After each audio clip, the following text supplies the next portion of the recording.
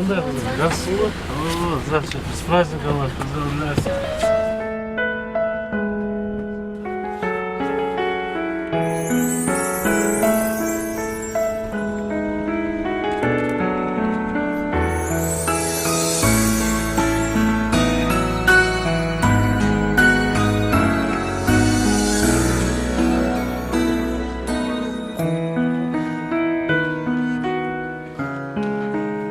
En çoğun muzeyde kendinizler yerde şu balalım doğru bir koşturganız.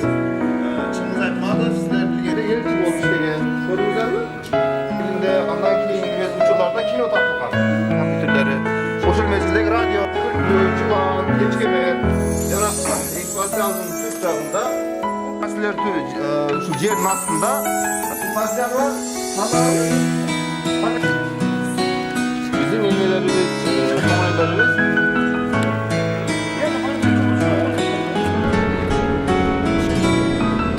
Direktin şaqtları ağartacak, karım öz atayıp çıkaydı, jaz kiyecek. Видимо, не догоняет нас. Просто останься без лишних фраз. Знаю, ты непокорима. Небо подскажет, не твое имя. Виктор, да?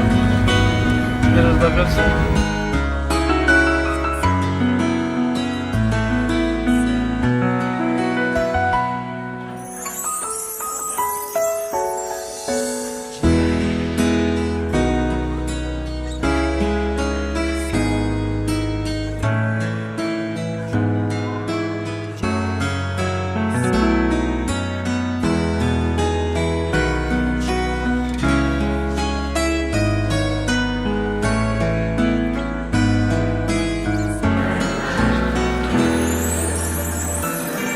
Çok rahmet var.